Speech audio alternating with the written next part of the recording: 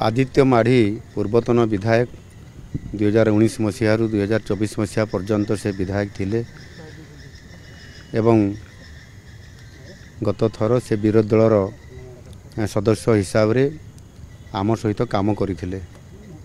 से जने भारी अमायिक तांकर व्यक्तित्व थिला। लोकंकर सहित सुसंपर्क रखुथिले, लोकंकर सेवा करुथिले। गत कोरोना समय रे से कोरोना द्वारा पीड़ित होइथिले। गत थर मध्य तांकु एम्स रे चिकित्सा दिया जाइथिला एवं तांकु भल मध्य करा जाइथिला। किंतु विभिन्न रोग ता भितरे आसीबा द्वारा से पुनर्बार आउथरे देह बारंबार खराब होउतला।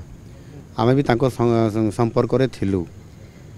हठात आउथरे देह जते बेले बढ़ी गला से एम्स को ताको आनिकी एडमिशन करैथिले एवं चिकित्सा चलिथिबा भितरे तांकर आज दुखद देहांत होइछि।